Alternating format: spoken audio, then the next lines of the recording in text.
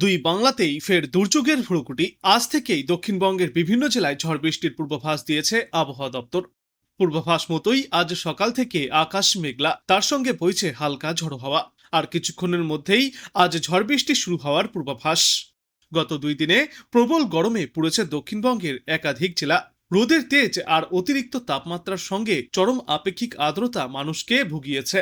সব মিলিয়ে ভ্যাপসা গরমে চূড়ান্ত হাসফাস পরিস্থিতি তৈরি হয়েছিল গত 2 দিনে। কিন্তু আজ থেকেই ফের কালবৈশাখীর সম্ভাবনা রয়েছে। আর এই ঝড় বৃষ্টির দাপটে সাময়িকভাবে হলেও কিছুটা স্বস্তি পাওয়া যেতে পারে তাপমাত্রা থেকে।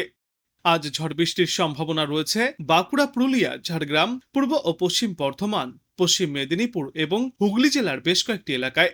বজ্রবিদ্যুৎ সহ হালকা বৃষ্টির সম্ভাবনা রয়েছে এই সমস্ত জেলায়। বৃষ্টির পাশাপাশি ঘন্টায় সর্বোচ্চ 40 থেকে 50 কিলোমিটার গতিতে দমকা ঝড়ো বাতাস বইতে পারে। এরপর আগামীকালও ফের ঝড় বৃষ্টির সম্ভাবনা রয়েছে বাঁকুড়া, পুরুলিয়া, বীরভূম, পূর্ব ও পশ্চিম বর্ধমান, পশ্চিম মেদিনীপুর এবং হুগলি জেলার বেশ কিছু অংশে।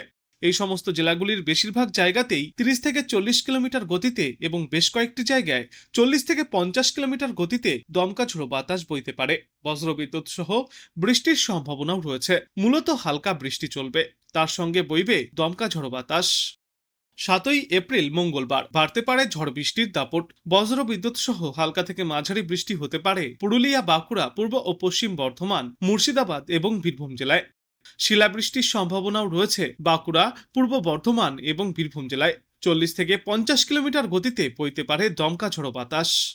8 এপ্রিল ঝড় বৃষ্টি চলতে পারে হাওড়া, হুগলি, নদিয়া, পূর্ব বর্ধমান এবং উত্তর 24 পরগনায়। দক্ষিণবঙ্গের প্রায় সর্বত্রই দেখা যাবে বিক্ষিপ্ত বৃষ্টি, পাশাপাশি কালবৈশাখীর সম্ভাবনাও রয়েছে। ওই সময়ে 50 থেকে 60 কিলোমিটার গতিতে ঝড়ো হাওয়া বইতে পারে। মূলত বজ্রবিদ্যুৎ সহ বৃষ্টির সম্ভাবনা রয়েছে হালকা থেকে মাঝারিভাবে। 40 থেকে 50 কিলোমিটার গতিতে বেশিরভাগ এলাকাতেই ঝড়ো হাওয়া বইবে। আগামী 9 এপ্রিল দক্ষিণবঙ্গের প্রায় সব জেলাতেই হালকা বৃষ্টির সম্ভাবনা বজায় থাকবে।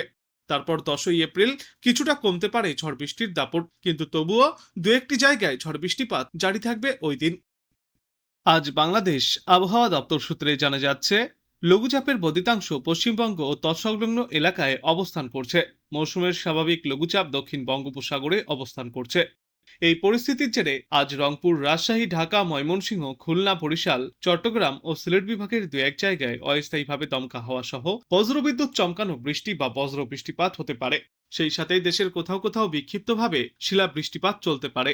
সারা দেশে দিন এবং রাতের তাপমাত্রা 1 থেকে 2 ডিগ্রি সেলসিয়াস পর্যন্ত কমে আসবে।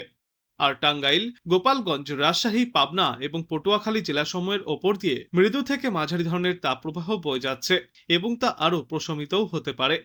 আগামীকাল রংপুর, রাজশাহী, খুলনা, বরিশাল, চট্টগ্রাম ও সিলেট বিভাগের দু এক জায়গায় অস্থায়ীভাবে দমকা হাওয়া সহ বজ্রবিদ্যুৎ চমকানো বৃষ্টি বা বজ্র বৃষ্টিপাত জারি থাকবে। সেই সাথে দেশের কোথাও কোথাও শিলা বৃষ্টিপাতও হতে পারে। এছাড়া দেশের অন্যত্র অস্থায়ীভাবে আংশিক মেঘলাকাশ সহ আবহাওয়া প্রধানত শুষ্ক থাকবে। সারা দেশে দিন এবং রাতের তাপমাত্রা প্রায় অপরিবর্তিতই থাকবে।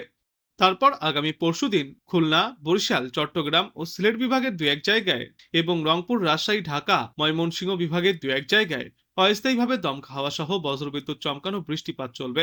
সেই সাথেই কোথাও কোথাও বিক্ষিপ্তভাবে শিলা বৃষ্টিপাতও হতে পারে। সারা দেশে দিন এবং রাতের তাপমাত্রা 1 থেকে 2 ডিগ্রি সেলসিয়াস পর্যন্ত কমতে পারে। 8 এপ্রিল রংপুর, রাজশাহী, ঢাকা, ময়মনসিংহ ও সিলেট বিভাগের দু এক জায়গায় এবং খুলনা, বরিশাল, চট্টগ্রাম বিভাগের কয়েকটি জায়গায় অস্থায়ীভাবে দমকা হাওয়া সহ বজ্রবিদ্যুৎ চমকানো বৃষ্টি চলবে।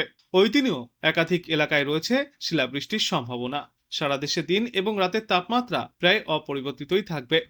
9 এপ্রিল চট্টগ্রাম ও সিলেট বিভাগের কিছু কিছু জায়গায় এবং রংপুর, রাজশাহী, ঢাকা, ময়মনসিংহ, খুলনা ও বরিশাল বিভাগের দু এক জায়গায় অস্থায়ীভাবে দমকা হাওয়া সহ বজ্রবিদ্যুৎ চমকানো বৃষ্টিপাত চলবে। সারা দেশে দিন এবং রাতের তাপমাত্রা প্রায় অপরিবর্তিতই থাকবে এবং এর পরবর্তী দিন 5 বৃষ্টি বা বজ্র বৃষ্টিপাতের প্রবণতা কমতে পারে। এই সময়ের শেষের দিকে তাপমাত্রা বাড়বে।